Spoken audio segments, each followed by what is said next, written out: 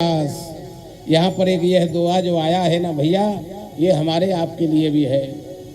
हम जब बहुत बड़े व्यापारी, बहुत बड़े सामर्थ्यवान, बहुत बड़े पावरफुल हो जाते हैं ना, तो जानते हो एक ही साधन हमारा बिगड़ जाता है। क्या?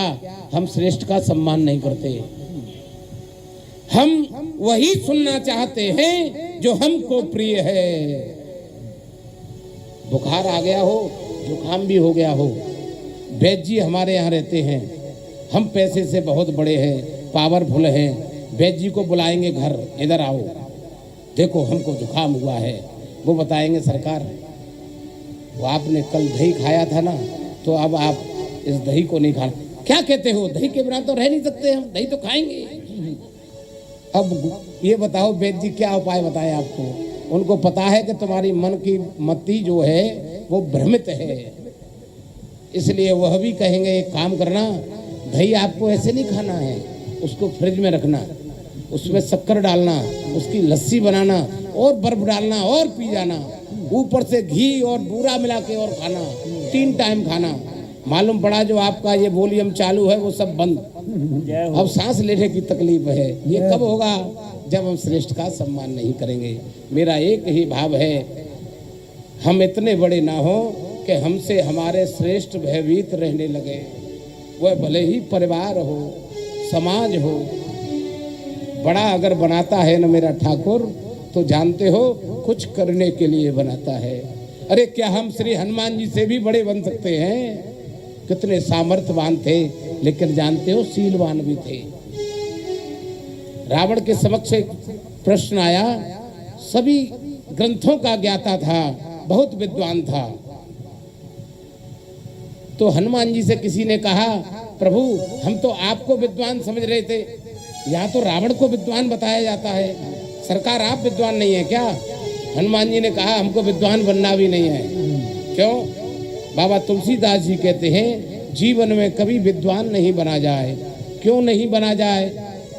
विद्वान बनने के बाद हमारा जो ज्ञान है ना, यहाँ कंठ में विराजता है, और कंठ में विराजा गया ज्ञान केवल दूसरों को उपदेश करता है। ज्ञान वह श्रेष्ठ है कंठ में आने के बाद हृदय तक उसके तार जुड़े, पहले हम उसको अपने जीवन में उतारे। अरे यह श्री सुंदर कांड जी पाठ की यात्रा चल रही है, पहले हम ही इसको नहीं पढ़ पा रहे हैं, समझ रहे हैं, गुण रहे हैं, जीवन में उतार रहे हैं, तो आपको क्या बताएंगे हम? मेरे गुरुदेव भगवान कहते हैं बेटा कभी जीवन में विद्वान नहीं बना जाए। क्या बना जाए? जो श्री हनुमान जी बने हैं वह बनने का प्रयास करो। क्या बने हैं? विद्यावान गुणी अति चातुर, राम काज करिबे को यातुर। विद्यावान गुणी अति चातुर, राम काज करिबे को यातुर। विद्यावान गुणी अति चातुर, राम काज करिबे को यातुर। विद्यावान गुणी अति चातुर, राम काज करिबे को यातुर। एक ही परेशानी है लंका में, सब चीजों से भरा पड़ा परिवार है रावण का, लेकिन विद्वान हो गया है, और विद्वान ही नहीं किसी श्रेष्ठ का सम्मान नहीं करता है। इसके यहाँ दरबार में जो समझाने वाले हैं वो इसी प्रकार की शिक्षा देते हैं जो सुनना चाहता है। सचिव वैद्य गुरु तीन जो प्रिय बोले भयास, क्या होगा?